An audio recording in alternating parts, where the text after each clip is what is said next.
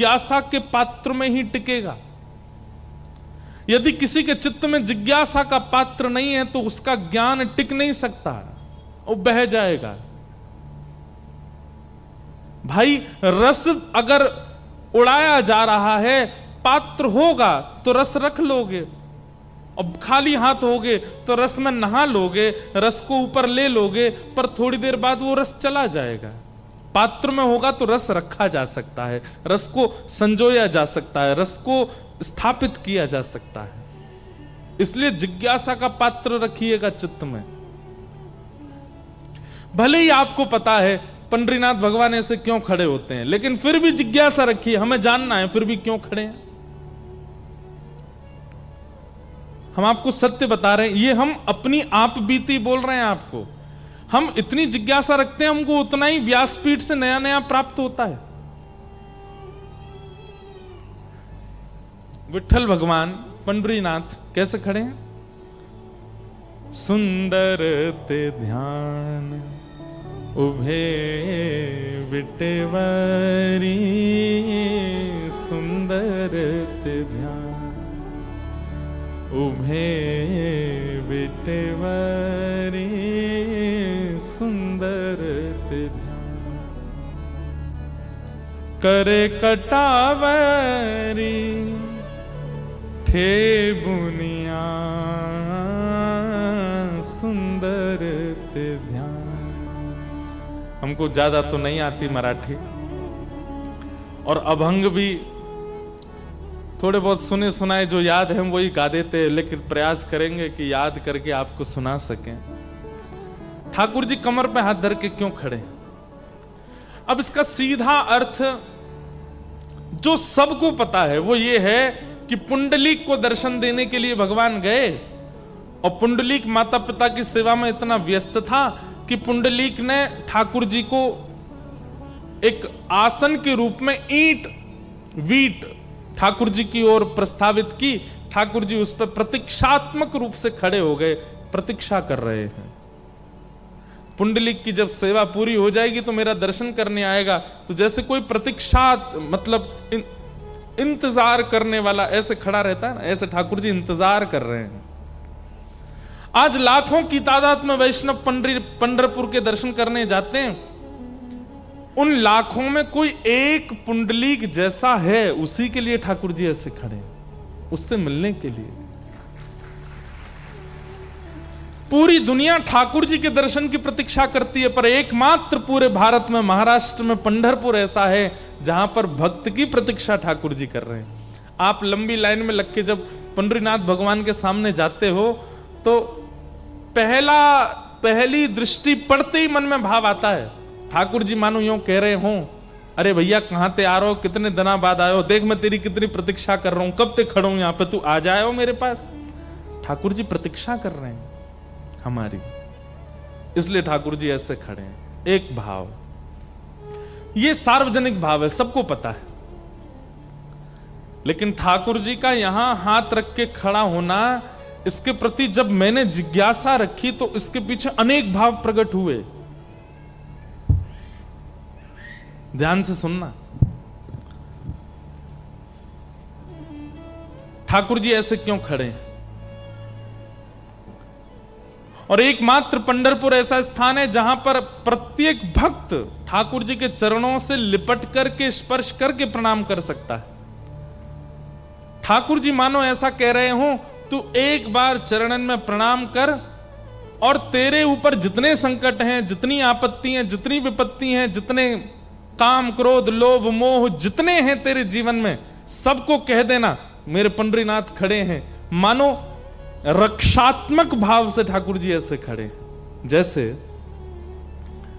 दो बच्चों में लड़ाई हो गई, अब एक बच्चे ने दूसरे को थोड़ा पीट दिया, तो जो पिट गया वो दौड़ा दौड़ा अपनी मां के पास गया, मां मुझे उसने मारा। तो उसकी मां बाहर निकल के आती है, तो वो कैसे आती है? ऐसे ही आती है, रुक जा मैं बताती हूं तुझे, तैने इसको हाथ कैसे लगाया, तू जानता नहीं है ये मेरा बेटा है। तो ये रक्षात्मक भाव है। मानो श्री पंडरीनाथ भगवान के चरणों में एक बार जो वंदन करता है, ठाकुर जी उस वंदनकर्ता को पीछे खड़ा करते हैं और उससे कहते हैं तेरे जीवन के जितने संकट हैं आने दे सबको, मैं खड़ा हूं आगे, तू सुरक्षित रहे, तू आनंद कर। तो एक बार पंडरीनाथ जी को प्रणाम करने के बाद विश्वास चित्त में धारण कर लीजिएगा कि श्री विठ्ठल है ना साथ में, वो खड़े हैं आगे, सारे आर्तों को, सारे कष्टों को, सारी पीड़ाओं को नष्ट करने के लिए वो खड़े हैं ना आगे। दूसरा भाव। तीसरा भाव, ठाकुर जी कटी पर हाथ धर के क्यों खड़े? मानो ठाकुर जी हम सबको आज्ञा दे रहे हैं कि भाई मानस जी में, वाल्मीकि रामायण में, भागवत जी में, महाभारत में, वेदों में, पुराणों में, सब जगह क्या लिखा है कि भवसागर इतना गहरा है, इतना गहरा है कि पूरे पूरे विश्व के मानव उसमें डूब जाएंगे। ये संसार रूपी सागर इतना गहरा है कि इससे निकल पाना, इसमें तैरना, इससे बाहर आ पाना बहुत मुश्किल है। लेकिन ठाकुर जी मानो हम सबको ये आज्ञा दे रहे हैं, तो एक बार चरणों में प्रणाम कर, एक बार मेरा हो जा, तेरे लिए भवसागर इतना ही है, बस कमर कमर तक पानी है, इससे ज्यादा नहीं है। संसार इसमें डूब रहा होगा, पर मेरे आश्रित जो हैं, मेरे को जो भजते हैं, मेरे बताए गए मार्ग पर जो चलते हैं, उनके लिए भवसागर इतना ही है, इससे ज्यादा नहीं है। कितना सुंदर भाव है ये भाव। हमारे श्री ज्ञानेश्वर माउली, उन्होंने ये भाव कहा है ठाकुर जी के ऐसे खड़े होने का, कि मानो ठाकुर जी सबको संकेत कर रहे हैं कि जो कृष्ण पथ पर, भक्ति पथ पर, भजन पथ पर चल पड़ा है, उसके लिए भवसागर इतना ही है, इससे ज्यादा गहरा नहीं है। कमर कमर तक जहां जल होता है ना, वहां आप पूरी नदी पार कर लेते हो, आपको भय नहीं लगता। तो ठाकुर जी आप सबको संकेत कर रहे हैं, तुम्हारे लिए केवल इतना ही है, इससे ज्यादा नहीं। और पंढरपुर आप दर्शन करने जाओगे तो वहां पे विठ्ठल भगवान भी ऐसे ही खड़े हैं, रुक्मणी जी भी ऐसी खड़ी हैं, वहां जिसके दर्शन कर लो सब ऐसे ही खड़े हैं। हम दर्शन करने गए तो पीछे श्री हमारी किशोरी जी भी खड़ी हैं, वहां श्री राधा रानी का भी मंदिर है, वो भी ऐसे ही खड़ी हैं। मानो वो भी संकेत कर रही हैं, सब संकेत कर रहे हैं कि भैया तू एक बार ठाकुर जी की शरण में आ गया, तेरे लिए इतना ही है भवसागर, इससे ज्यादा गहरा नहीं है। तू निश्चिंत होकर के अपने जीवन का यापन कर, तू डूबेगा नहीं। इसलिए ठाकुर जी ऐसे खड़े हैं। बहुत भाव हैं, ऐसे क्यों ठाकुर जी खड़े हैं? इसके पीछे एक बड़ा गंभीर भाव भी है। ठाकुर जी मानो आज्ञा कर रहे हैं, बोले भैया कटी पर हाथ धर के मानो उदर के लिए संकेत कर रहे हैं, बोले इसको संभाल लो बस। अगर इसको तुमने संभाल लिया तो बाकी तुम कुछ करने की आवश्यकता नहीं, क्योंकि जीवन में जितने पाप होते हैं, जीवन में जितने दुष्कर्म होते हैं, जीवन में व्यक्ति जो कुछ भी करता है वो कई कहते हैं पापी पेट के लिए करता है। इसको संभाल लो बस, ठाकुर जी संकेत करने, बाकी कुछ भी करने की आवश्यकता नहीं, इसको संभाल लो, इसको जितना हो सके सीमित रखो, तुम्हारा जीवन आनंद। बहुत सारे भाव हैं, ठाकुर जी ऐसे क्यों खड़े? ये कैसे प्रकट हुए भाव? जिज्ञासा। अगर जिज्ञासा नहीं होगी तो हम एक ही भाव में आनंदित हैं कि हां ठाकुर जी ठीक है, पुंडलिक के लिए ऐसे खड़े हैं, पर जिज्ञासा प्रकट हुई तो अनेक भाव प्रकट हो गए, ठाकुर जी ऐसे क्यों खड़े हैं? और दूसरी भाव,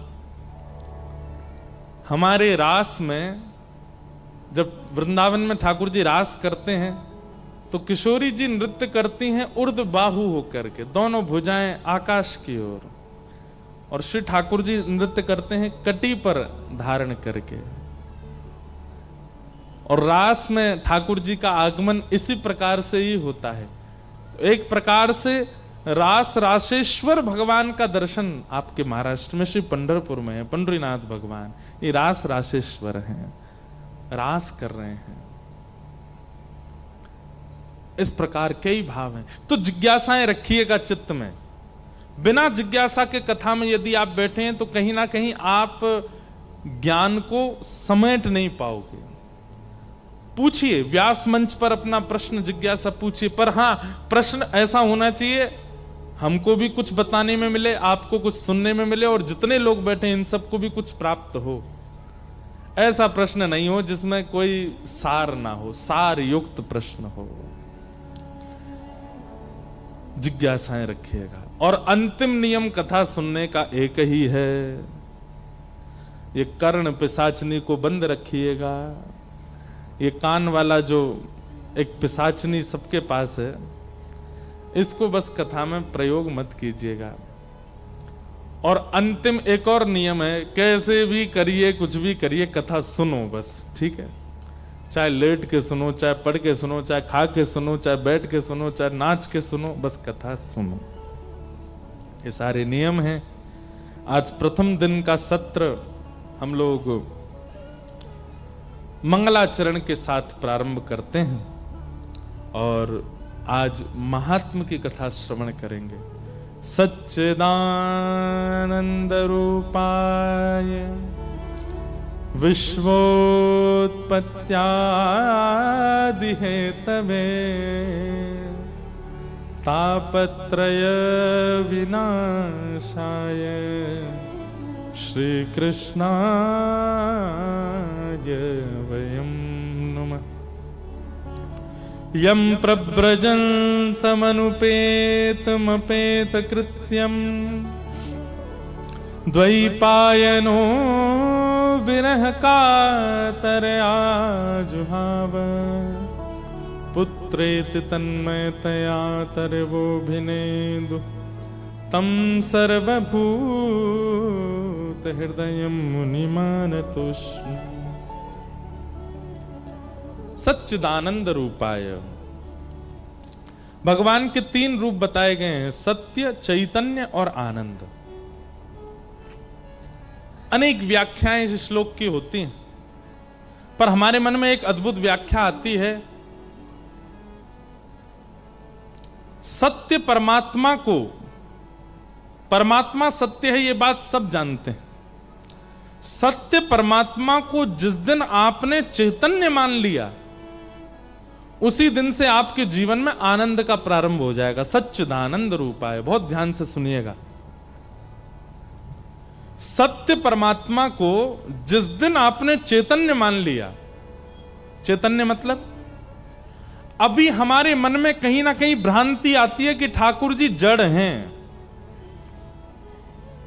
जैसे ये स्टैंड है जिस पर माइक है, ये क्या है? ये जड़ है। इसको फेंक दो, इसको पटक दो, इसको गर्मी में फेंक दो, इसको ठंड में डाल दो, इस पर कोई असर नहीं पड़ेगा। क्यों? ये जड़ है। लेकिन ठाकुर जी को जड़ ना मान करके चैतन्य, और मानना ना मानना वाली बात नहीं, वो जड़ है ही नहीं, वो साक्षात चैतन्य है। लेकिन कहीं ना कहीं हमारे मन में उनके प्रति जड़त्व की भावना होती है, जिसके कारण ठाकुर जी की सेवा, ठाकुर जी की कथा, ठाकुर जी की भक्ति हमको आनंद नहीं दे पाती। हमारा उनके प्रति कैसा भाव होता है कि ये तो जड़ हैं, ये तो मूर्ति हैं, ये तो पाषाण हैं, ये तो अष्टधातु हैं, ये तो प्लास्टिक के हैं, ये तो ऐसे हैं, ये तो वैसे हैं। और यही जड़ भाव ठाकुर जी के प्रति हमारे चित्त में आनंद को प्रकट नहीं कर पाता। आप कथाएं सुनते हैं, आप धाम दर्शन करते हैं, तीर्थ दर्शन करते हैं, पर फिर भी आनंद चित्त में क्यों नहीं है? क्योंकि आपने ठाकुर जी को चैतन्य नहीं माना। ठाकुर जी को चैतन्य माना।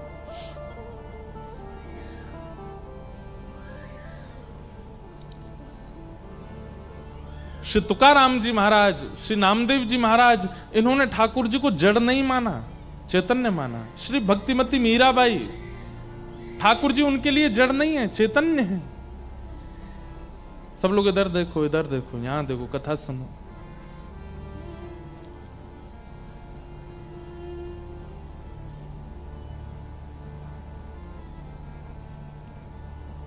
जनाबाई, ठाकुर जी को जड़ नहीं माना, चैतन्य है।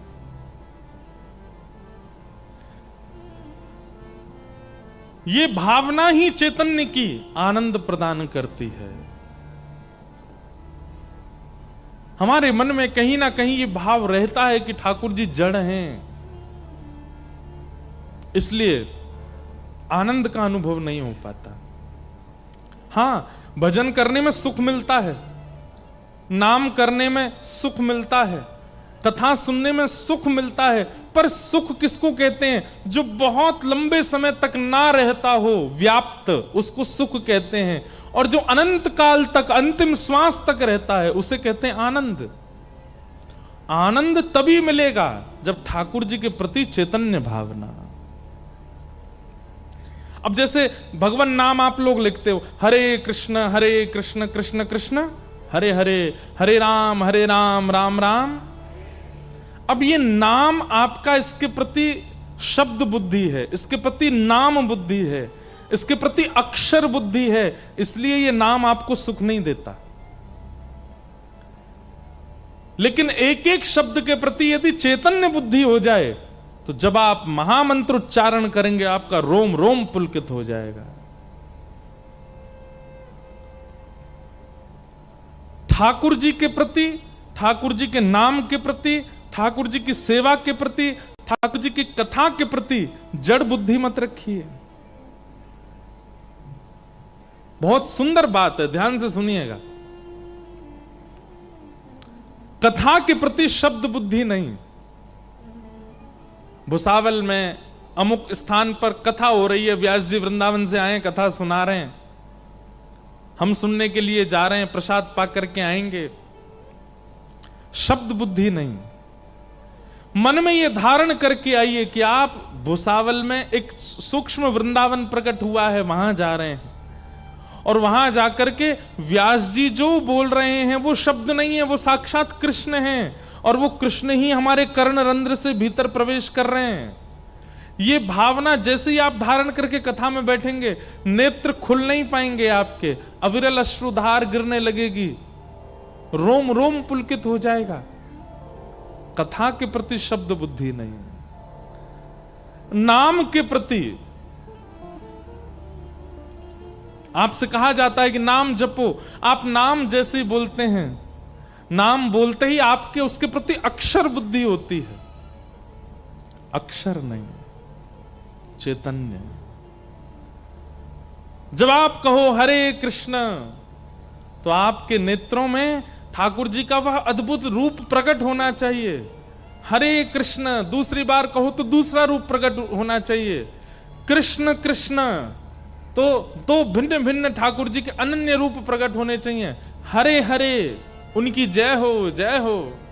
फिर हरे राम राम राम हरे हरे। जितनी बार ठाकुर जी का नाम उच्चारण करें, उतनी बार एक छवि प्रकट होती है चित्त में, तो आपका नाम जपना सार्थक है।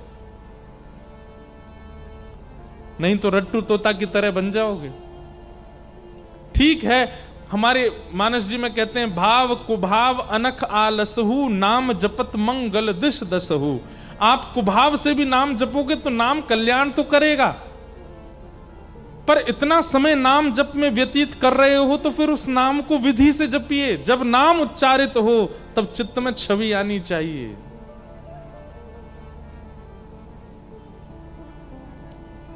तब चित्त में स्वरूप आना चाहिए।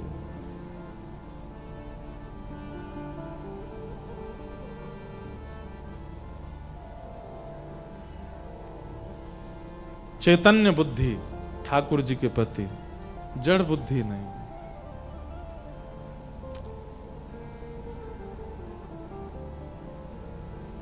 आप लोग कहते हैं, कई बार लोग मिलते हैं, महाराज जी सेवा का कोई नियम बताइए। हम ये कहते हैं, ठाकुर जी को जिस दिन आप चैतन्य मान लेंगे, उस दिन आपको किसी से पूछने की आवश्यकता नहीं है कि सेवा का नियम क्या है। चैतन्य स्वरूप ठाकुर जी का अपने आप सेवा कराएगा आपसे। वह व्यवहार, वह स्वभाव ठाकुर जी के प्रति जो आपका बन गया, वो अपने आप आपसे सेवा निवृत्त, आपको सेवा में पहुंचाता रहेगा। वैष्णवों के प्रति मानव बुद्धि नहीं, वक्ता के प्रति मानव बुद्धि नहीं, गुरु के प्रति मानव बुद्धि नहीं, उनके प्रति हरिजन बुद्धि। ये ठाकुर जी के जन हैं, ये ठाकुर जी ही हैं, ऐसी भावना चित्त में आ जाए।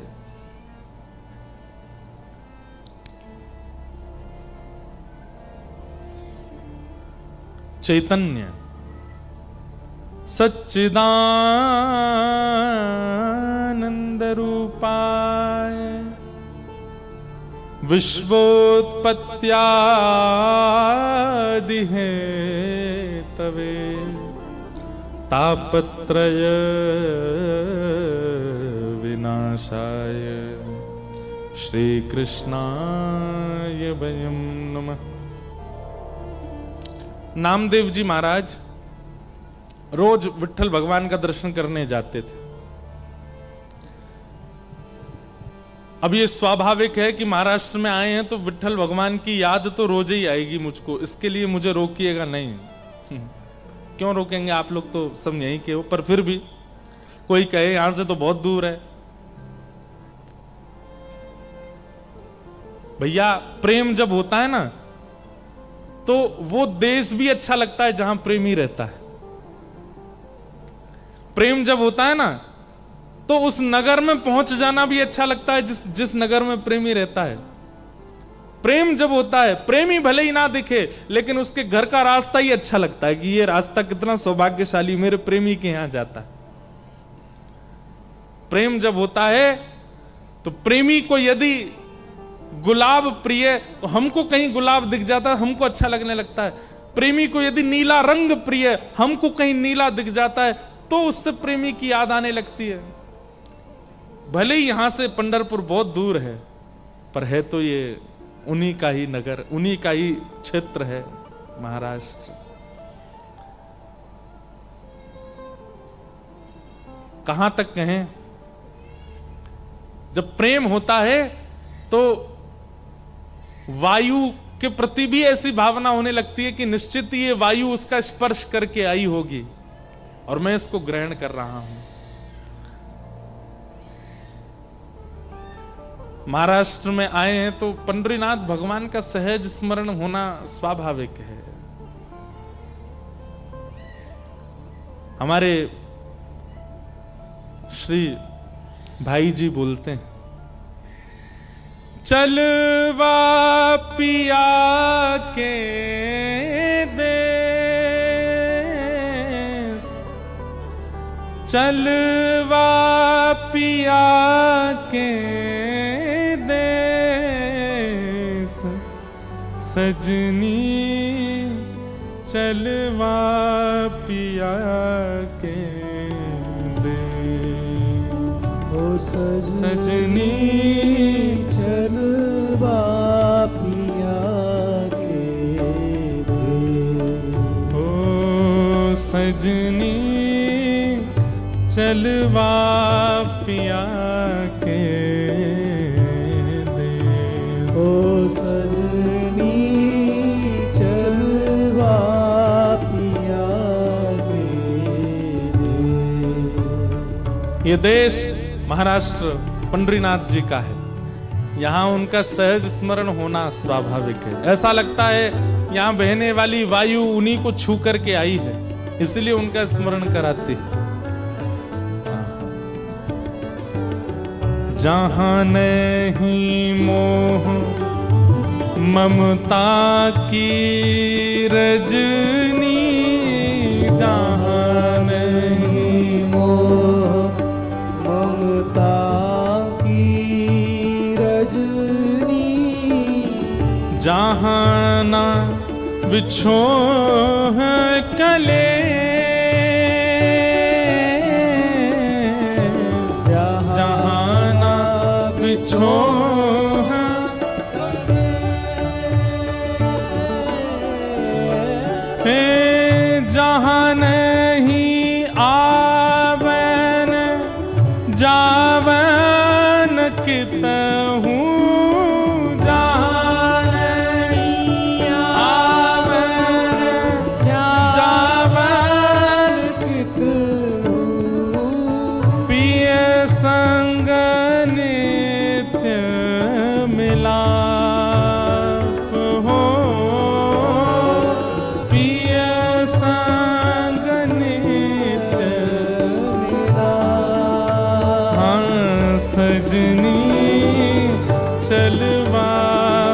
पिया के देश। ओ सजनी चलवा पिया के देश।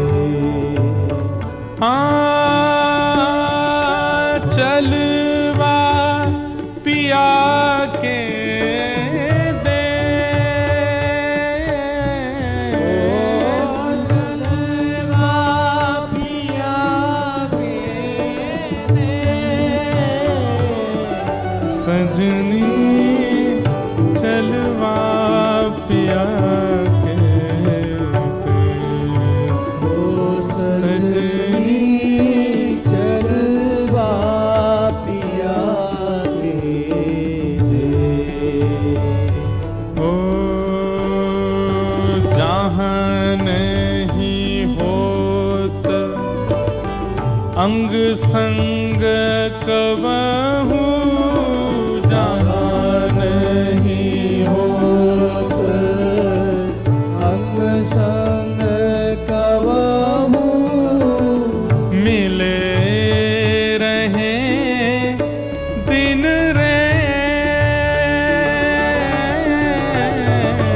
मिले रहे।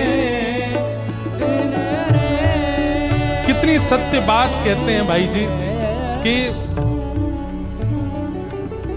जहां नहीं होत अंग संग कबहू, मिले रहे दिन रैन। ये तो बात हम अपने ऊपर घटा करके आपको बता सकते हैं। हम आए भुसावल हैं, आए महाराष्ट्र में हैं, पर रोम रोम एक एक अंग को ऐसा अनुभव हो रहा है मानो श्री पंडरीनाथ के पास आ गए हैं, श्री विठल के पास आ गए हैं, श्री रुक्माई के पास आ गए हैं। अभी उनको स्पर्श करने का, देखने का, दर्शन का भी सौभाग्य नहीं मिला है, लेकिन केवल महाराष्ट्र में आने मात्र से ऐसा अनुभव हो रहा है कि हम उन्हीं के समीप हैं। कानों को उन्हीं का स्वर सुनाई दे रहा है, नेत्रों को वही दिखाई दे रहे हैं, जीव उन्हीं को गा रही है। जहां नहीं होत अंग संग कबहू, फिर भी मिले रहे दिन रैन। बिछुरत नाही एक पल मन सो, बिछुरत नाही एक पल मन सो। हे मृतक सजीवन में, मृतक सजीवन में। सजनी चलवा पिया के देश। ओ सजनी चलवा पिया के देश। हाँ चलवा पिया के देश। चलवा पिया के देश। सजनी चलवा पिया के देश। सजनी चलवा पिया के देश। सजनी चलवा पिया के देश। ओ सजनी चलवा पिया के देश। हमारे पूज्य श्री भाई जी का ये भाव है, और ये भाव सार्थक होता दिखता है कि केवल नगर में आने मात्र से, प्रांत में आने मात्र से इष्ट की इतनी स्मृति बनना। तो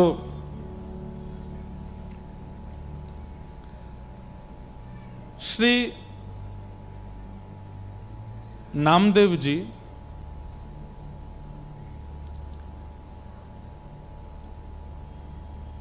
नित्य दर्शन करने जाते थे श्री पंडरीनाथ भगवान का।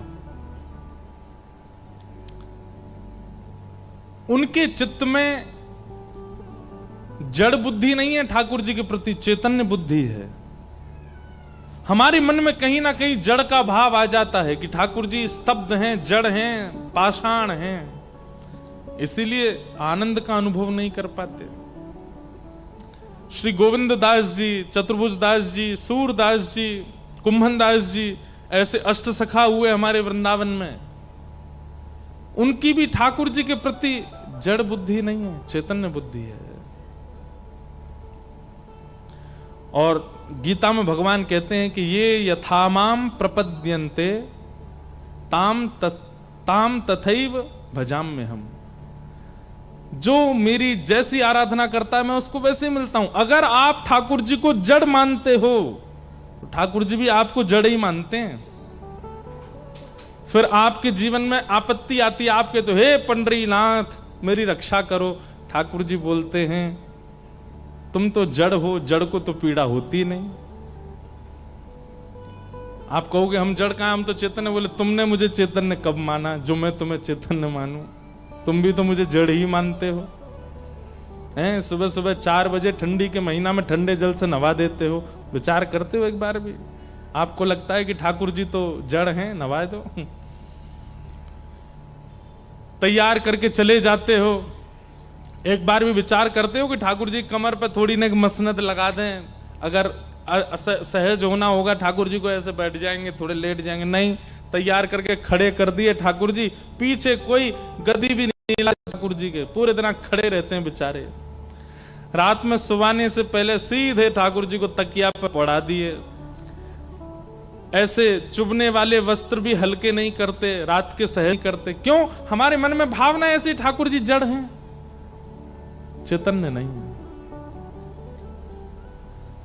इसीलिए सुख नहीं मिलता, इसीलिए आनंद नहीं मिलता। सुख तो मिलता है, आनंद नहीं मिलता। तो सत्य परमात्मा को जिस दिन चैतन्य मान लोगे उसी दिन आनंद होगा। सच्चिदानंद रूपाय, ऐसे विश्व की उत्पत्ति पालन संहार करने वाले, तापत्रय विनाशाय, 3 प्रकार के तापों का विनाश करने वाले श्री कृष्णाय वयम नमः, ऐसे श्री कृष्ण को हम प्रणाम करते हैं। भागवत जी का महात्म्य है आज, इसलिए थोड़ा महत्व बता देते हैं कथा का। 88,000 सौनकादि ऋषि नैमिषारण्य क्षेत्र में मानव कल्याण के लिए यज्ञ कर रहे थे। आज भी कई संत जन, अभी कुंभ निकल करके गया, उस कुंभ में शाही स्नान, जिसको अब पवित्र स्नान नाम दिया गया, उस स्नान का कारण क्या होता है? हम सबकी ओर से इतने सारे महत्पुरुष स्नान करते हैं संगम त्रिवेणी में, और उनके स्नान से हमारा कल्याण होता है। संत जनों ने सदैव अपने कल्याण के लिए वो कुछ नहीं करते। उनका तो घर नहीं, परिवार नहीं, बच्चे नहीं, वो किसके कल्याण के लिए करते हैं? हम सबके लिए। तो ऐसे ही नैमिषारण्य क्षेत्र में 88,000 सौनकादि ऋषियों ने एक यज्ञ प्रारंभ किया कलयुग के मानवों के कल्याण के लिए। लेकिन उस यज्ञ से मानव कल्याण हो नहीं रहा था।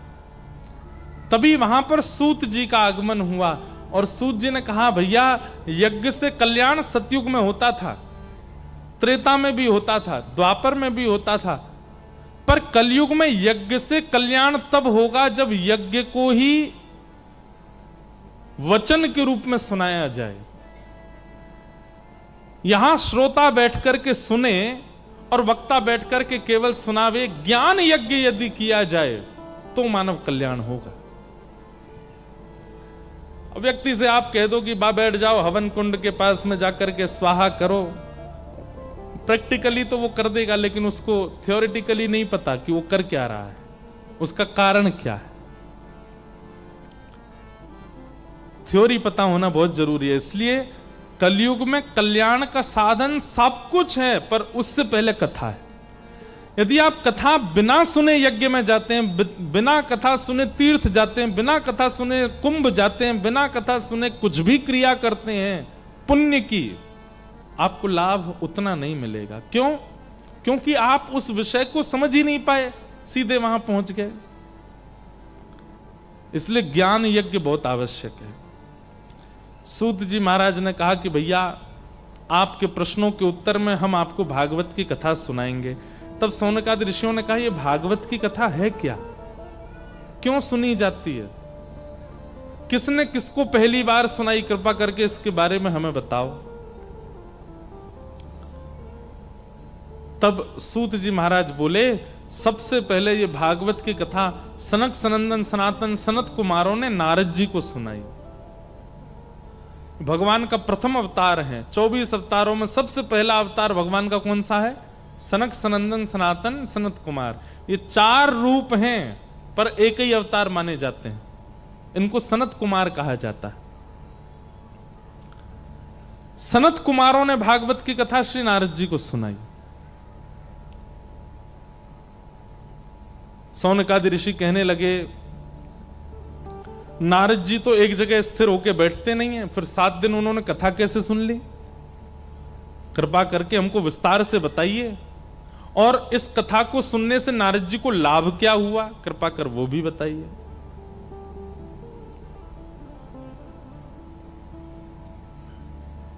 एक प्रकार से एक बात कह दें, अन्यथा मत लीजिएगा।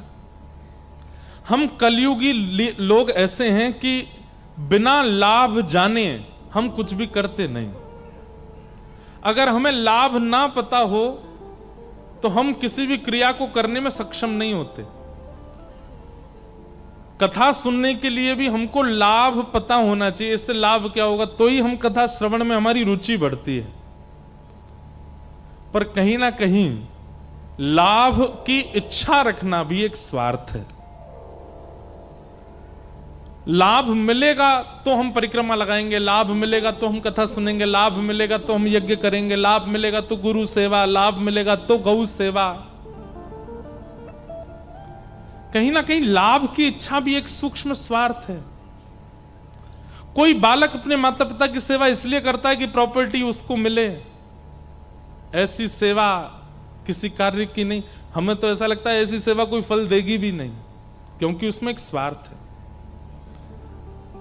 कोई कन्या केवल इसलिए विवाह करती है कि उसके पति जो हैं वो बहुत धनवान हैं, उनके संग रहने से उसकी सारी इच्छाएं पूरी हो जाएंगी, बुरा नहीं मानिएगा, ऐसा विवाह भी सार्थक नहीं है।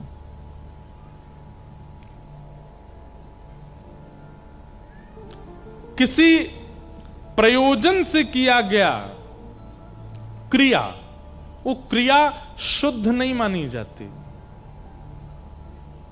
कभी कभी बिना प्रयोजन के भी होना चाहिए। कहीं ना कहीं महात्म की इच्छा एक प्रकार से सूक्ष्म स्वार्थ है कथा सुनने के पीछे। लेकिन अब क्योंकि ये नियम बन चुका है कि पहले दिन महात्म सुनाया ही जाता है, इसलिए हम सुना रहे हैं।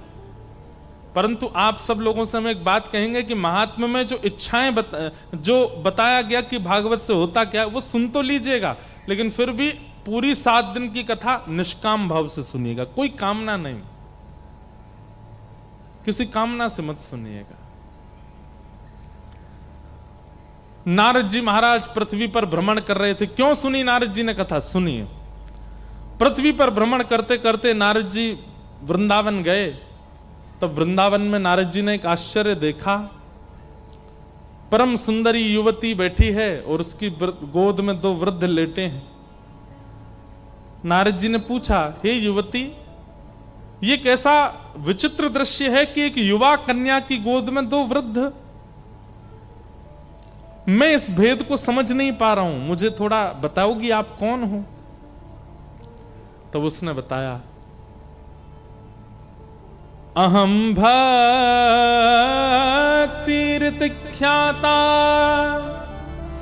इमो में तनयो मतौ ज्ञान वैराग्य नामानो कालयोगेन जरो। मैं भक्ति सुनते ही नारद जी तो दंडवत हो गए। जय हो जय हो, आपकी आराधना तो मैं दिन रात करता हूं, आपके आश्रय में तो मैं दिन रात रहता हूं, पूरे दिन भक्ति करता रहता हूं। मैं जन्म से लेकर के मेरा तो जीवन का उद्देश्य ही आप हो, आपके दर्शन हो गए। मां, आप भक्ति महारानी हैं, ये दो वृद्ध कौन है आपकी गोद में? इमो में तनयो मतो, ये मेरे बालक हैं। इसका नाम ज्ञान है और इसका नाम वैराग्य है। भक्ति के दो पुत्रों का नाम क्या है? ज्ञान और वैराग्य। कलयुग में लोगों के चित्त में मैं तो हूं, भक्ति तो है, इसलिए मैं युवा हूं, लेकिन मेरे दोनों पुत्र कलयुग के जीव स्वीकार नहीं करते, इसलिए दोनों वृद्ध हो गए हैं। एक बात याद रखिएगा बंधुओं, भक्ति अगर बहुत सरल स्वभाव वाली आपके चित्त में है तो केवल भक्ति से आपका कल्याण हो जाएगा। समझिएगा, लिखने वाली बात बोल रहे हैं हम। मन में चतुराई नहीं है, मन में छल नहीं है, मन में कपट नहीं है, मन में ईर्ष्या नहीं है, द्वेष नहीं है, राग नहीं है, काम नहीं है, क्रोध नहीं है, तो अकेली भक्ति ही आपको भगवत प्राप्ति करा देगी। आप अत्यंत सरल हो, सहज हो, और हमारी ब्रज की भाषा में कहें तो भोंदू हो, तो अकेली भक्ति आपका कल्याण कर देगी। लेकिन तनिक चतुराई यदि चित्त में है, तनिक काम यदि चित्त में है, तनिक लोभ यदि चित्त में है, तनिक ईर्ष्या यदि चित्त में है, तो ज्ञान और वैराग्य का संग आपको करना पड़ेगा, तब भक्ति कल्याण करेगी, नहीं तो नहीं। और एक बात हम स्पष्ट रूप से कह सकते हैं, मंच पर बैठे मुझसे लेकर के और पीछे खड़े भैया तक, पीछे काय को देख रहे हो, इधर देखो, हम एक बात बता रहे हैं, मुझसे लेके उन तक एक भी व्यक्ति यहां ऐसा नहीं है जो बहुत सीधा है, बहुत सरल है, बहुत सहज है, बहुत भोंदू है। हम सब चतुर हैं। हम सबके चित्त में सूक्ष्म छल है, कपट है, काम है, ईर्ष्या है, द्वेष है, अभिनिवेश है, ममता है। हम आप सबका कल्याण अकेली भक्ति से नहीं हो पाएगा। हमें ज्ञान की भी आवश्यकता है और हमें वैराग्य की भी आवश्यकता है।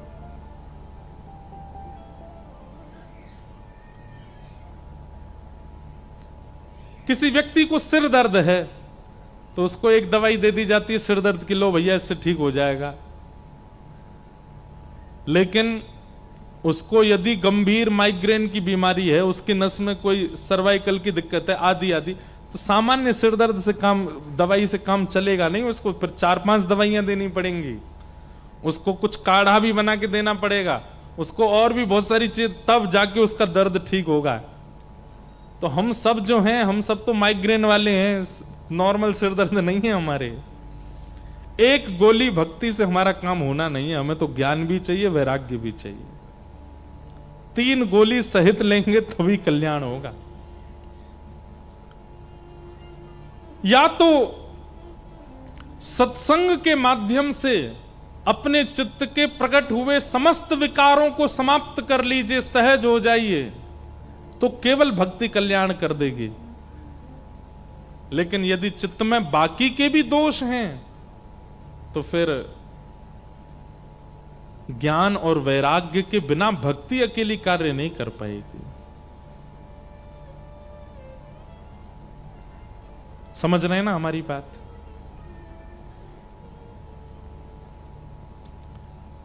निर्मल मन जन सो मोहि पावा,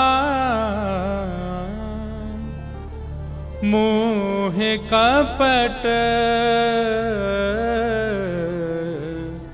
छल छिद्र न भावा। मोह कपट छल छिद्र न भावा, ठाकुर जी कहते हैं, निर्मल मन जन सो मोहि पावा। निर्मल स्वभाव यदि आपका है तो केवल भक्ति आपका कल्याण कर देगी। लेकिन मन में छल है, मन में कपट है, तो अकेली भक्ति से कल्याण नहीं, ज्ञान की आवश्यकता है, वैराग्य की आवश्यकता है। हमारे श्री पंढरपुर में एक भक्त हुए, उनका नाम था दामाजी पंत। क्या नाम था? श्री दामाजी पंत। एक राजा के, एक बादशाह के सूबेदार थे, आज की भाषा में कहें तो एक तहसील के रक्षक थे। एक बादशाह के अंतर में जितने जिले आते हैं, तहसील आती है, उनके एक एक रक्षक बना दिए जाते। तो एक जगह के सूबेदार थे। सोलापुर के पास में एक जगह है, वहां के एक बार अकाल पड़ा और उस अकाल के कारण लोगों के लिए भोजन की व्यवस्था नहीं थी। धीमे धीमे लोगों की मृत्यु हो रही थी। दामाजी पंत ने जब देखा कि भाई लोगों की मृत्यु हो रही है, बिना अन्न के, बिना सामग्री के भोजन नहीं कर पा रहे। आए दिन दामाजी जैसे ही अपने घर से निकलते थे तो 2-4 शव यात्राएं जा रही होती थीं और कोई पूछता था, भैया इनके प्राण कैसे चले गए? बोले भुखमरी के कारण प्राण चले गए। अकाल पड़ा है, खाने को अन्न नहीं है, बादशाह राजा सब अपने भंडार भर रहे हैं, जनता पर, प्रजा पर कोई कृपा कर नहीं रहा है, लोग मर रहे हैं। दामाजी क्या करते थे? अपने घर आते और घर की कुछ सामग्रियां बेच देते, कुछ अन्न इकट्ठा करके और फिर लोगों में बांटते। अपनी पत्नी के आभूषण बेच देते, फिर लोगों में बांट देते।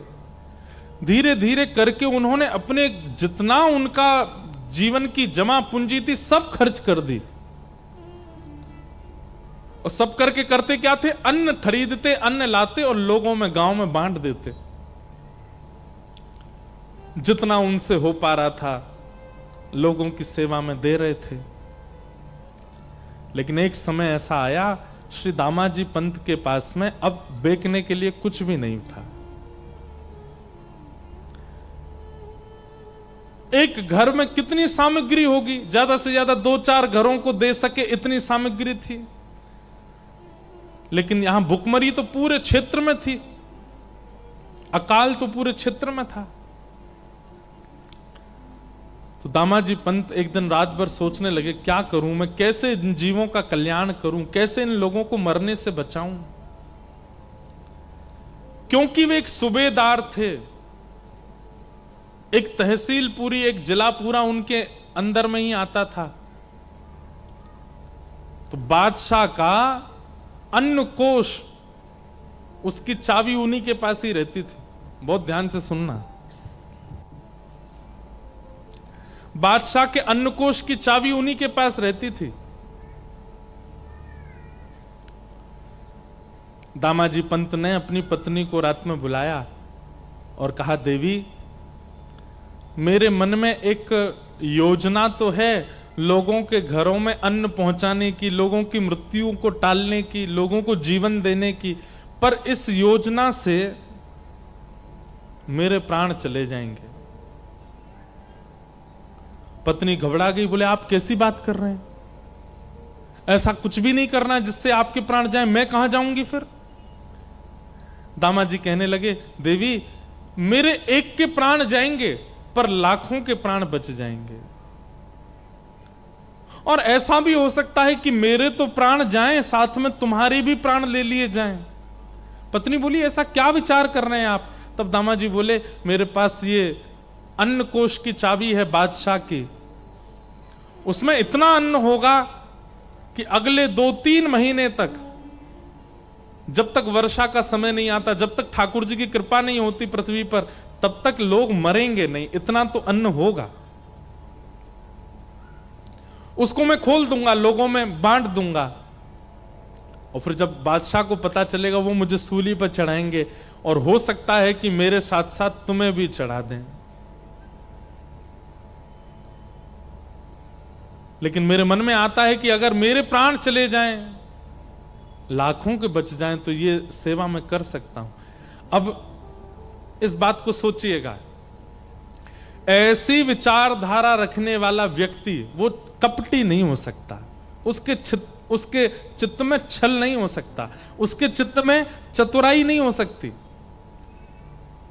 ऐसी बुद्धि वही कर सकता है जिसका चित्त बहुत सरल और निर्मल हो।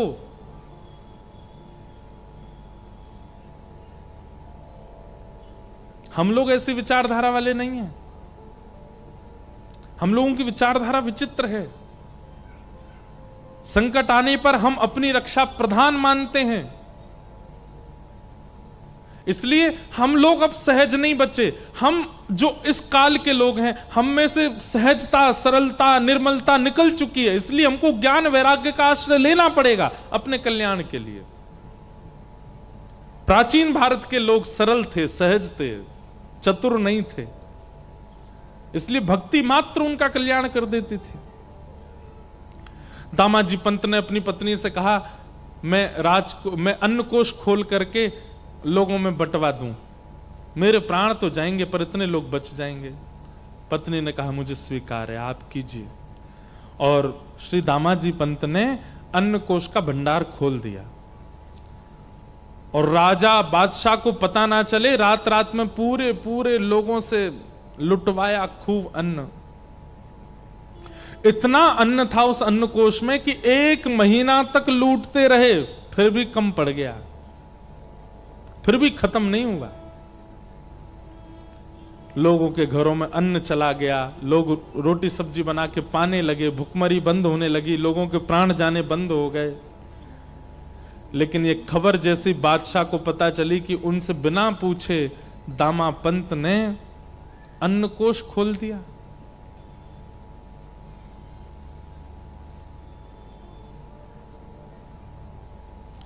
बादशाह ने आज्ञा कर दी, तुरंत बंदी बनाओ, और दामा पंत को पकड़ करके बंदी बना करके सूली पर चढ़ा दो। मुझसे बिना आज्ञा लिए इसने ये किया कैसे?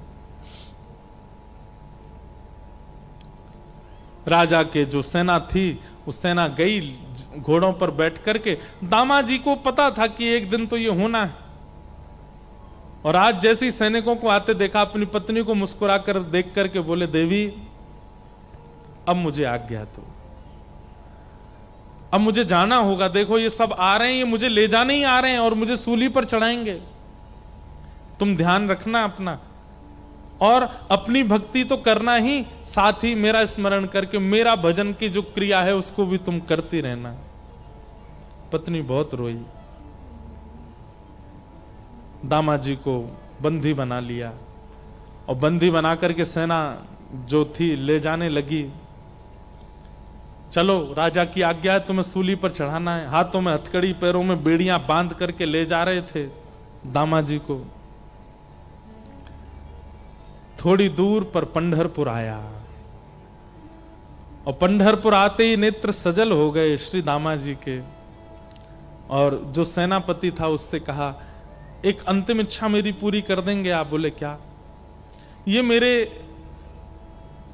इष्ट का स्थान है, श्री पंडरीनाथ भगवान यहां विराजते, आपकी अगर आज्ञा हो तो मैं ठाकुर जी को केवल प्रणाम कर लूं। प्रणाम करके मुझे बस उनका दर्शन करना है। ठाकुर जी के सन्मुख दामाजी को ले गए। दामाजी ने सजल नेत्रों से कहा, हे विठल, हे विठोबा, मैंने अपने लिए कुछ नहीं किया, केवल आपको भजने वाले वैष्णव, आपके जन, ये संसार के लोग, ये केवल खा सकें, इनके अकाल मृत्यु से, अकाल कारण से मृत्यु ना हो, बस इसलिए मैंने वो अन्न कोष खोल दिया। किया मैंने गलत है, ये अपराध मैंने किया कि एक बादशाह का अन्न कोष, एक राजा का अन्न कोष उससे बिना पूछे मैंने खोल दिया। लेकिन मैं अगर उनसे पूछने जाता तो वो कहीं ना कहीं चाबियां भी मुझसे अपने पास रख लेते, और फिर मैं जीवन में कभी मानव सेवा नहीं कर पाता, लोगों को अन्न नहीं दिलवा पाता। इसलिए मैंने उनसे पूछना उचित नहीं समझा। बिना पूछे ये क्रिया मैंने की, जो कि है तो अपराध, लेकिन भगवान इस अपराध से क्रुद्ध होकर के, नाराज होकर के, आप चाहे जो मुझे दंड दीजिएगा, पर नाथ अपने से दूर मत कीजिएगा।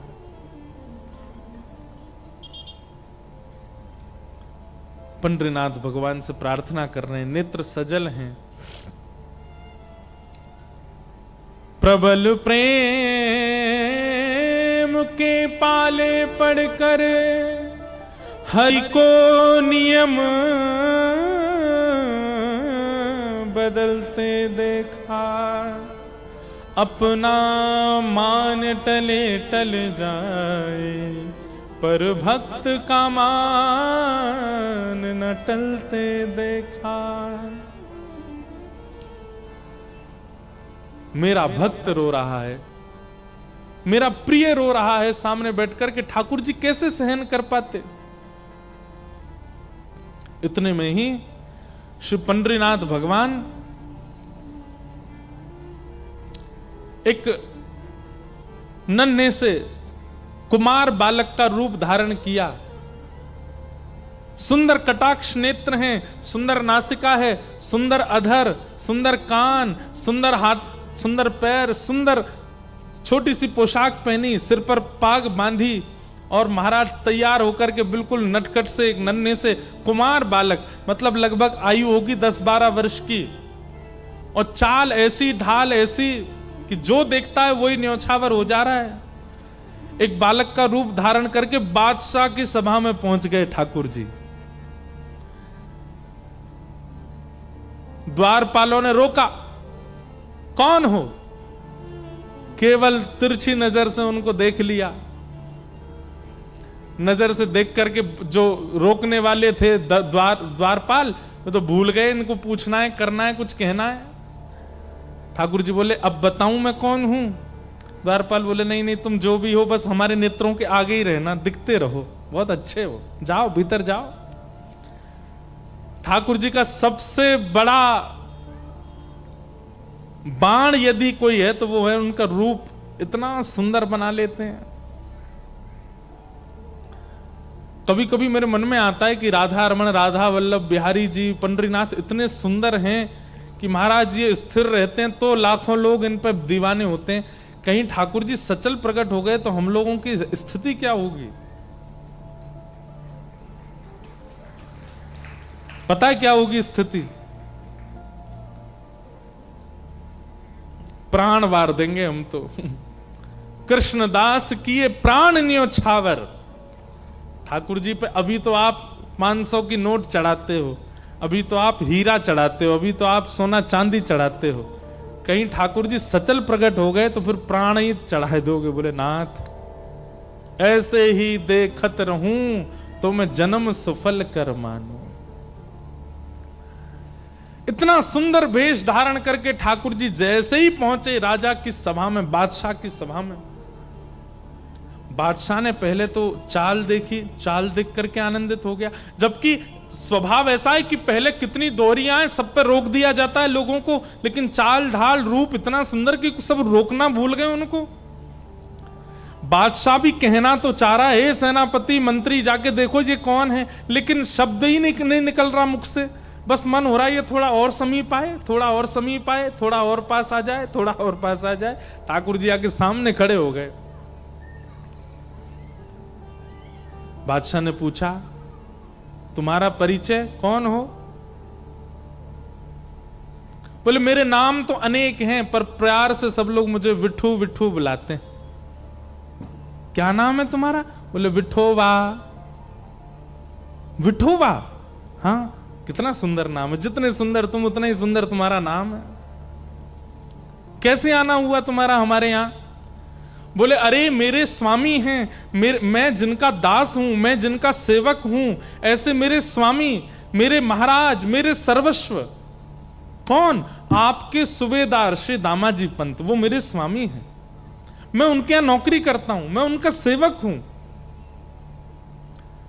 उनका बहुत सारा धन मेरे पास पड़ा था, मैंने बहुत बार उनसे कहा कि आप आके ले लीजिए, लेकिन वो इतने व्यस्त थे कि वो नहीं आ पाए। इतने उदार, अपना सारा धन मेरे पास छोड़ दिया।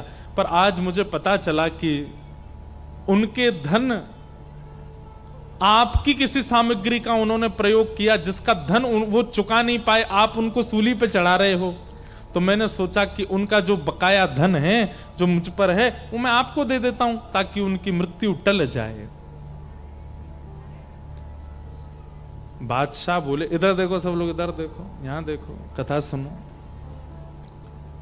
बादशाह बोला, बातें तो तुम बहुत अच्छी कर रहे हो, तुम्हारा स्वर भी बहुत मीठा है, देखने में भी बहुत सुंदर हो, लेकिन भैया तुम्हारे जो स्वामी हैं उन्होंने इतना अन्न लिया है कि उसको दामाजी पंत क्या, किसी देश का कोई बहुत बड़ा सेठ भी चाहे तो नहीं भरपाई कर पाएगा। इतना अन्न प्रयोग में लिया उन्होंने, कहां से दोगे इतना धन? बोले आप ले लीजिए, कम पड़े तो बताइएगा। कहां है, लेके आयो? को बैलगाड़ियों में लायो? किस में? बोले नहीं, ये रखी पोटली। बादशाह जोर से ऐसा बोले, इस पोटली में लाए? बोले हाँ। चलो निकालो, कितना है हम भी देखें। सब लोग हंसने लगे। ठाकुर जी ने पोटली खोली और जैसे ही उल्टी करी, निकलता ही गया, निकलते ही गया, निकलते ही गया, निकलते ही गया। सोने का एक मानो जैसे मेरू पर्वत जैसा खड़ा हो गया राजा के सामने। बादशाह तो आज पहले तो रूप पे मोहित हो गया, फिर वाणी पर मोहित हो गया, चाल ढाल पर मोहित हो गया, फिर ये चमत्कार देख करके वो तो बिल्कुल मानो जैसे न्योछावरी हो गया। भैया बस बस बस बस बस करो, ये तो अन्न क्षेत्र में इतना अन्न नहीं था जितना तुम धन दे रहे हो, ये तो उससे बहुत ज्यादा दे रहे हो। और ये कैसा तुम्हारे पास ये चमत्कारी तुम्हारा ये झोला है छोटा सा, इसको उल्टा कर दे, इतना निकल रहा है। ये मेरे स्वामी श्री दामाजी पंत ने मुझको दिया है, आपसे प्रार्थना है मेरे स्वामी को मुक्त कर दीजिए। ऐसा कह करके पोटली अपने कमर पर बांध के ठाकुर जी तो वहां से चाल ढाल करते चले गए। राजा देखता ही रहा अपलक नेत्रों से।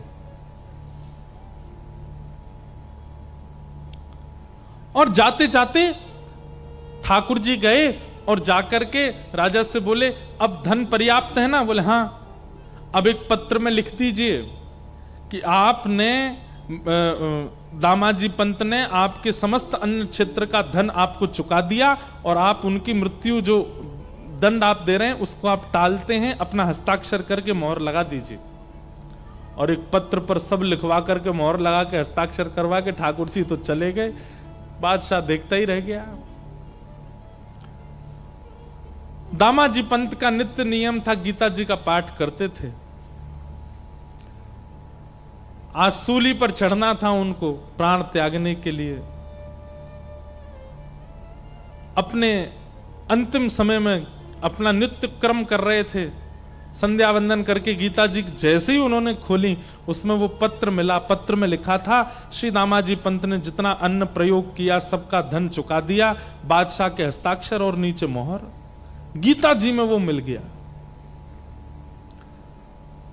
दामाजी पंत देख करके आश्चर्यचकित हो गए। और यहां सब लोग उनको उठाने के लिए, अब ये पत्र किसको दिखाएं, कौन मानेगा? पत्र तो देख लिया, इतने में कुछ लोग आए और राजा ने उनको भेजा था सेना को, और सेना से जाकर के कहा, भैया दामाजी पंत की जो मृत्यु के लिए सूली बनाई है ये स्थगित करो। क्यों? बोले इन्होंने सारा धन चुका दिया है और इनका सेवक गया था वहां राजा के यहां, बादशाह के यहां जाकर के उसने धन चुका दिया है, इनकी अब मृत्यु टल गई है। दामाजी पंत समझ गए, बोले कि ये कोई और नहीं कर सकता। इतना धन कौन देगा अन्न के लिए आज के युग में?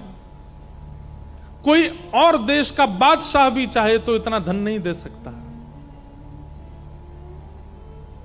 ये तो मेरे श्री पंडरीनाथ की कृपा है। मृत्यु टल गई, आप दौड़े पंडरीनाथ भगवान का दर्शन करने के लिए। यहां पीछे बादशाह, वो जब से ठाकुर जी दिखे उसको बावड़ा हो गया था, उसको कुछ सुहा ही नहीं रहा था। वो बोला वो तो मिल नहीं रहा जो आया था, कम से कम दामाजी के पास ले जाओ, वो अपने सेवक से मुझे मिलवा दें। बादशाह को लेकर के दामाजी पंत के पास गए। दामाजी पंत बैठे थे पंडरीनाथ भगवान के मंदिर के बाहर, और बादशाह ने जाकर के उनको पहले प्रणाम किया। दामाजी पंत बोले, अरे बादशाह आप इस प्रकार प्रणाम मत कीजिए, आप इसके हम इसके अधिकारी। बोले नहीं नहीं भैया, आप इसके अधिकारी हो, सब बातें बाद में होंगी, जो कहना सुनना सब बाद में होगा। तुम्हारा एक सेवक आया था जो सारा धन दे करके गया, उसका नाम विठोबा था। वो सेवक तुम्हारा कहां है? हम तुमसे जीवन में कभी कुछ नहीं मांगेंगे, और भैया तुमको सूबेदार नहीं, हम तुमको अपना मंत्री बना देंगे, बस अपना वो सेवक हमको दे दो। दामाजी पंत बोले, मेरा कोई सेवक नहीं है स्वामी, मैं सबका सेवक हूं, मेरा सेवक कौन है? अरे बोले वो सांवला सा था, उसकी चाल बड़ी मधुर थी, बोलता था तो ऐसा लगता था मानो मिस्री निकल रही है। बोलता वो था, मुंह में पानी हमारे आता था। ऐसा पहली बार देखा कि किसी की वाणी सुन के मुंह में पानी आता हो, किसी का दर्शन करके रोम रोम पुलकित होता हो, किसी को देख करके आंखें झपकना भूल जाती हों। मुझे रात भर नींद नहीं आती है, मुझे वही वो दिखता है। मैं तुमसे हाथ जोड़ के प्रार्थना करता हूं, हम धन कोष तुमको दे देंगे, अन्न कोष तुमको दे देंगे, अपना वो सेवक हमको दे दो।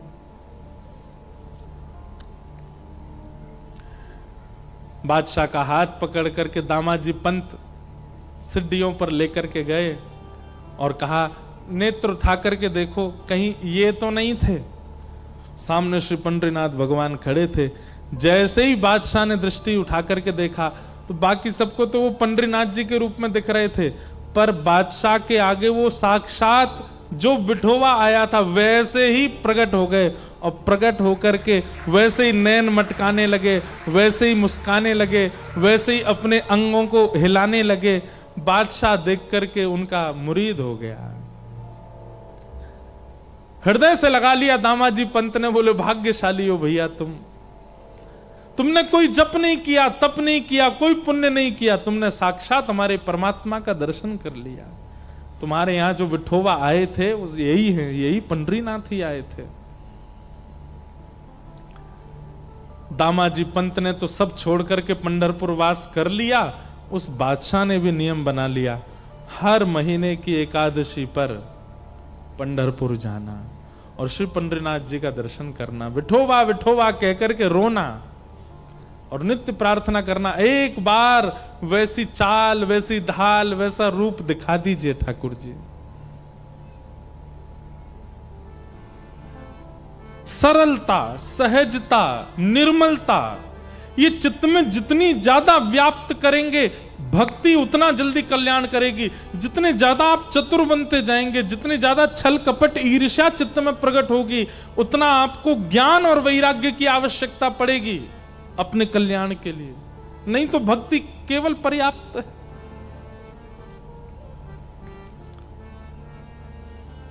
पंडरीनाथ ने कृपा की दामाजी पंत पे, क्योंकि सरल चित्त है। भक्ति महारानी ने कहा, ये दो मेरे पुत्र हैं और लोगों में भक्ति तो है, ज्ञान वैराग्य नहीं, इसलिए कल्याण नहीं हो रहा है। ये दोनों वृद्ध हैं। तब नारद जी महाराज भ्रमण करते हुए बद्रीनाथ गए और बद्रीनाथ जाकर के उन्होंने संत कुमारों से कहा कि ज्ञान वैराग्य की वृद्धता दूर करने का कोई साधन बताइए। तब सनत कुमारों ने कहा, सत्कर्म सूचको नूनम ज्ञान यज्ञ स्मृतो बुधई श्रीमद् भागवतालाप सतु गीत सुखादि। श्रीमद् भागवत की कथा कराओ, उसी से कल्याण होगा। भागवत की कथा हुई और उस कथा में जैसे ही भक्ति महारानी अपने पुत्रों के साथ आई, ज्ञान और वैराग्य की वृद्धता दूर हो गई। दोनों ज्ञान और वैराग्य युवा हो गए। भक्ति महारानी नृत्य करने लगी, बोलो भागवत महापुराण की। तो भागवत जी से क्या होता है? भक्ति तो हम सबके चित्त में है, पर ज्ञान और वैराग्य ये दोनों जो वृद्ध हो गए हैं चित्त में, ये फिर से युवा हो जाते हैं, फिर से श्रेष्ठ हो जाते हैं। आप लोग अनुभव करेंगे अगले 7 दिनों में आपकी निद्रा भी कम हो जाएगी, आपका भोजन भी कम हो जाएगा, आपका तामसी खाने का मन भी नहीं करेगा। अगर प्याज लहसुन आप खाते भी होंगे, नहीं भी खाओगे तो भी आपको भोजन में स्वाद आएगा।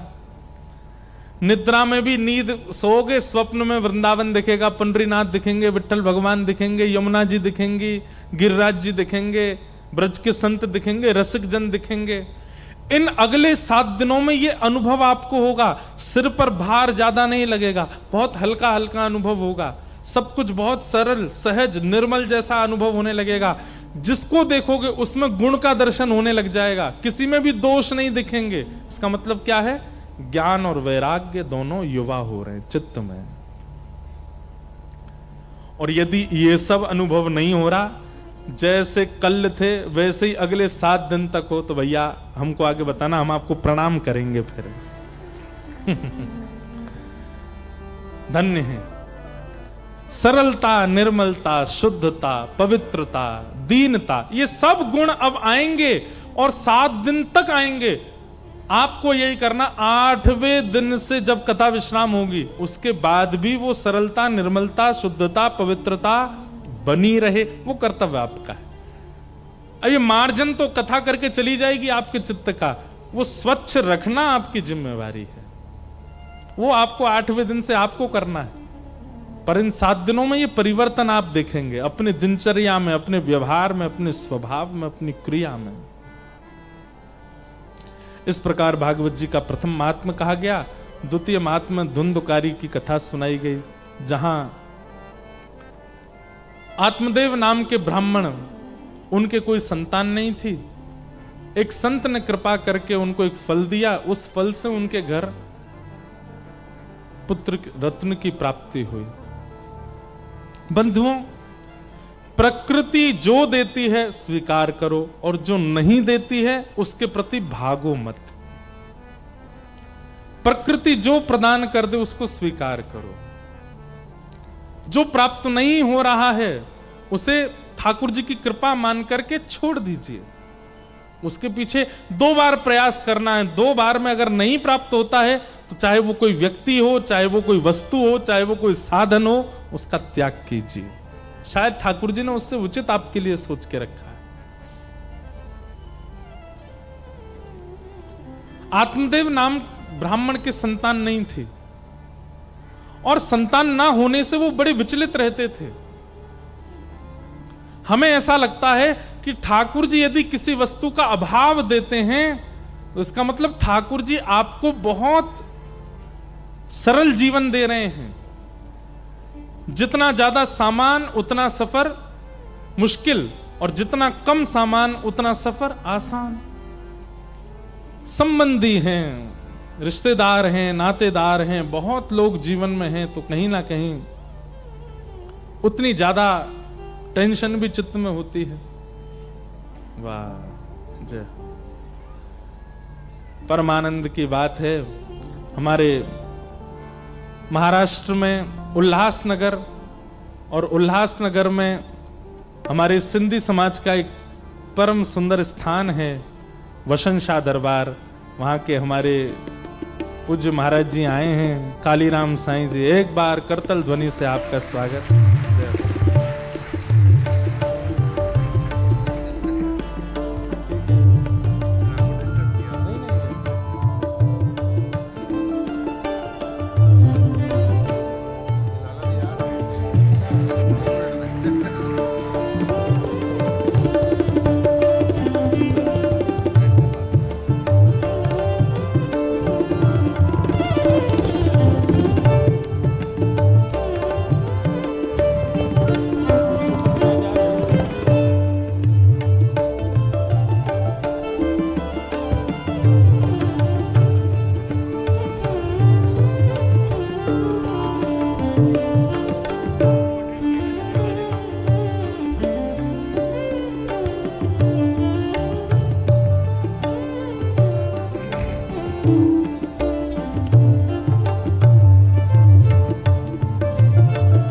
बोलो वृंदावन बिहारी लाल की।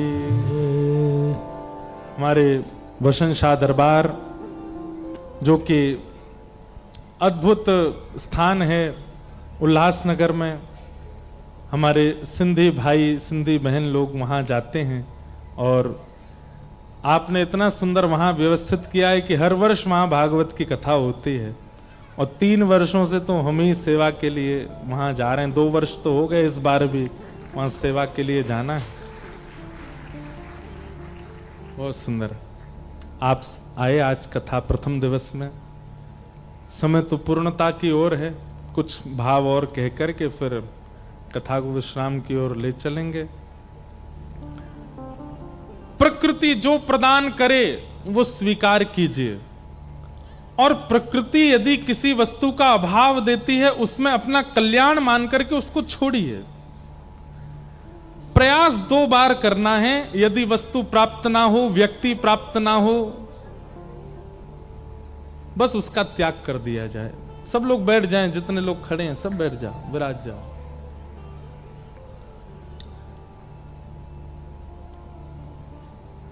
जो मिला है वह हमेशा पास रह सकता नहीं, कब बिछुड़ जाए ये कोई राज कह सकता नहीं।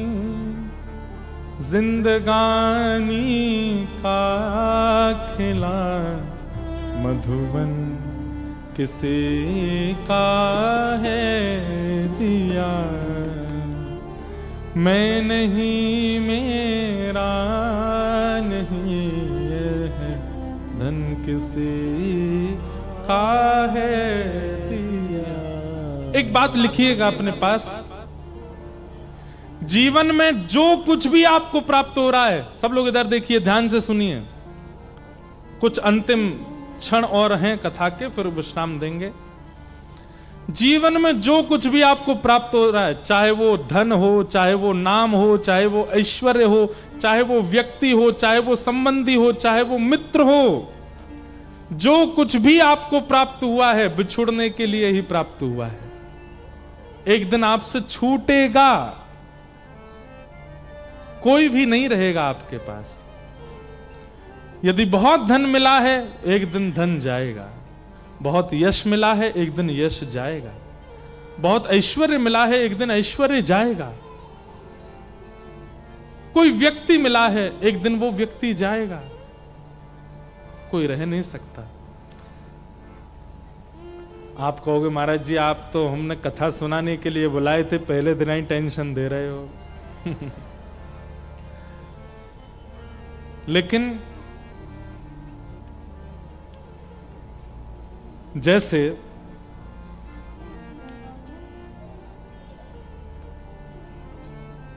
एक फेविकॉल होता है ना, फेविकॉल होता है, फेविक्विक होती है, ऐसे मैं किसी का प्रचार नहीं कर रहा हूं, एक बात बता रहे हैं।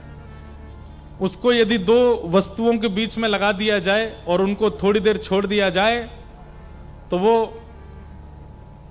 खूब प्रयास करने पर भी बिछुड़ते नहीं। ठीक वैसे ही इस जीवन में जो वस्तु आ रही है उसके बीच में भक्ति रूपी फेविकॉल लगाओ। कोई व्यक्ति आपके जीवन में आया, बात तो सुनो पहले पूरी।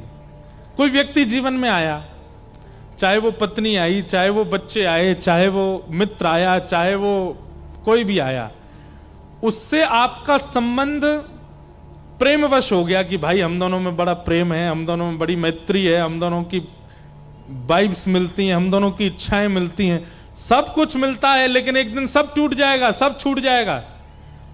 दोनों में अगर भक्ति भाव नहीं मिल रहे हैं तो छूटेगा। और उसके चित्त में भी यदि भक्ति भाव हो, उसको भी आप ठाकुर जी से संबंधी बना करके फिर स्वीकार करोगे, कभी नहीं छूटेगा, सदा के लिए हो जाएगा। चाहे वो पत्नी हो, चाहे वो बच्चे हो, चाहे वो धन हो। धन भी यदि बहुत मिलता है, धन के प्रति आपकी इच्छा क्या हो गई? ये तो भोगने के लिए मिला है, मैं इससे ऐसा करूंगा, मैं ये भोगूंगा, मैं ऐसा भोगूंगा, मैं ऐसा खाऊंगा, ऐसा पीऊंगा, ऐसा पहनूंगा, ऐसे रहूंगा।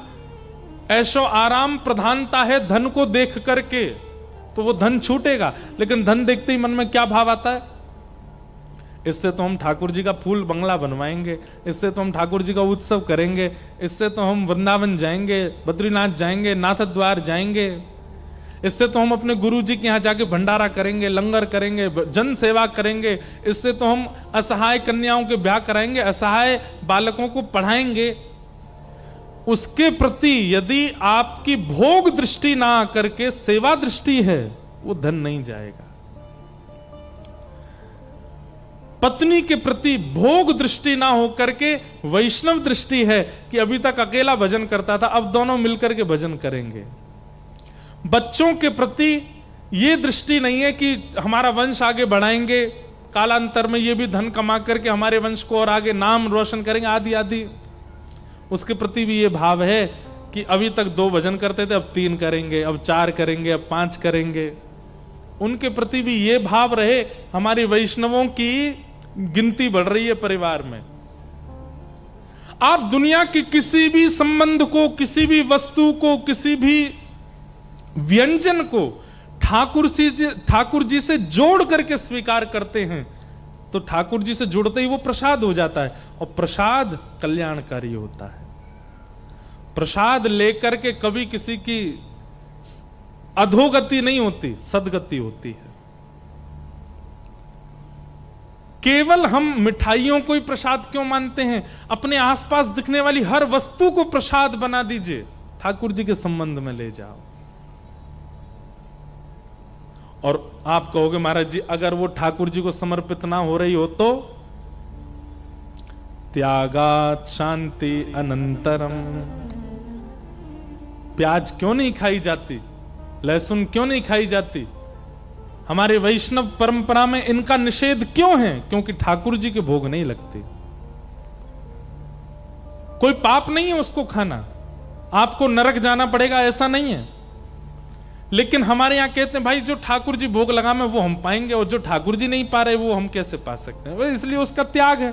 और कहीं ना कहीं भजन में अगर 1 घंटा मन लगता है और आपके भोजन में यदि कहीं ये पदार्थ हैं तो 1 घंटा की जगह 40 मिनट लगेगा, 30 मिनट लगेगा, 1 घंटा नहीं लगेगा। थोड़ी भाव में कटौती हो सकती है, इसलिए तामसी वस्तुओं को अस्वीकार किया गया। ऐसे ही अगर संबंधी भगवत अर्पित नहीं है और आपके संबंधी हैं तो आपके भजन में, आपकी कथा में, आपके भावना में, आपकी श्रद्धा में, आपके साधन में वो विक्षेप डालेंगे। धन यदि भगवत संबंधी नहीं है तो वो धन भी विक्षेप डालेगा। ऐश्वर्य यदि भगवत संबंधी नहीं, वो ऐश्वर्य विक्षेप डालेगा। संसार की हर वस्तु स्वीकार कीजिए, लेकिन ठाकुर जी के थ्रू स्वीकार कीजिए, सीधे अपने से मत जोड़िए। ठाकुर जी से संबंध बना करके उसको लीजिए, उसको प्रसाद बना करके ग्रहण कीजिए, आपका कल्याण करेगी। आत्मदेव ब्राह्मण के कोई संतान नहीं थी, आत्महत्या करने जा रहे थे, तभी एक संत ने फल दिया, कहा पत्नी को खिलाना। पत्नी को तो खिलाया नहीं, बांझ गैया को खिला दिया। गैया के गर्भ से बालक ने जन्म लिया, उसका नाम हुआ गोकर्ण। पत्नी ने सहेली के बालक को अपना लिया, उसका नाम रखा धुंधुकारी। दोनों बालक बड़े होकर के यथा योग्य हुए। धुंधुकारी दुष्ट हुआ, गोकर्ण पंडित ज्ञानी हुआ। धुंधुकारी की दुष्टता इतनी बढ़ गई कि माता पिता ने घर त्याग कर दिया। मां ने तो प्राण त्याग दिए, पिताजी घर छोड़ के चले गए। जिसके कारण माता पिता को घर त्यागना पड़ जाए, हमारी बात बहुत ध्यान से सुनिएगा, खास करके युवा, जिसके कारण कई बार ऐसा होता है बड़ी बड़ी सिटीज में बच्चे ब्याह के बाद अलग रहने लगते हैं, माता पिता अलग रहते हैं। जो बालक अपनी माता पिता की छत्र छाया में नहीं रहते, उनके जीवित अवस्था में कहीं ना कहीं इसी दोष के कारण उनको प्रेत बनना पड़ता है, फिर मृत्यु के बाद भूत बन जाते हैं वो। क्योंकि मातृ पितृ प्रेम स्नेह जो मिलना चाहिए था वो उन्हें मिला नहीं, जो आज्ञा। अच्छा, इसमें भी एक और बात है, कई जगह ऐसे हैं कि माता पिता स्वभाव से, विचारों से, व्यवहारों से अच्छे नहीं हैं। जैसे कई जगह पिताजी जो हैं वो खाते पीते हैं, कुछ गलत कार्य करते हैं, वो बेटे का उनके प्रति सहज स्वभाव बनना बहुत मुश्किल हो पाता है। ऐसे में संग रह पाना, निर्वहन कर पाना मुश्किल होता है। पर फिर भी हृदय से स्वीकार्यता हो। जय हो। हृदय से तो मन में भाव हो। भले जैसे प्रहलाद जी के पिताजी कौन है? हिरण्यकश्यप, भगवान के परम शत्रु। लेकिन प्रहलाद जी फिर भी अपने पिताजी को रोज दंडवत प्रणाम करते थे। हैं तो मेरे जन्मदाता, इन्हीं की कृपा से मेरा जन्म हुआ है, इसी भाव से ही नित्य कृतज्ञता ज्ञापन करते थे। माता पिता को कभी मत छोड़िए।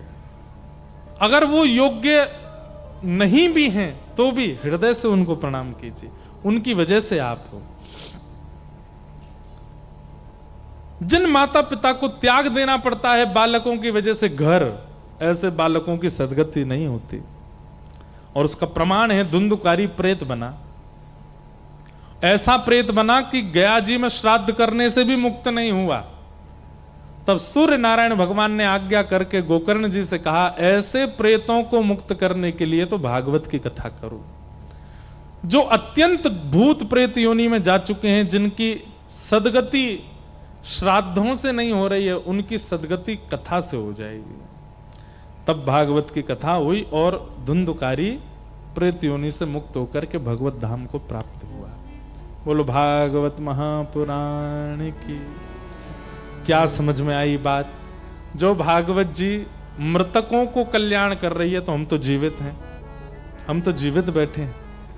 अपने कल्याण के साधन को चुनिए। आज ही सोचिए कि आपका उद्देश्य क्या है कथा सुनने के पीछे।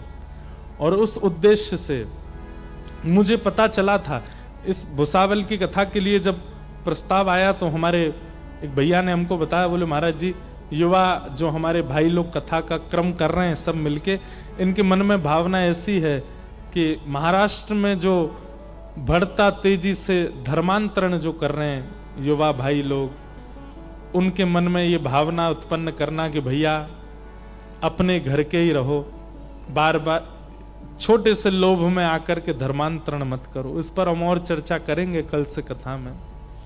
परंतु इस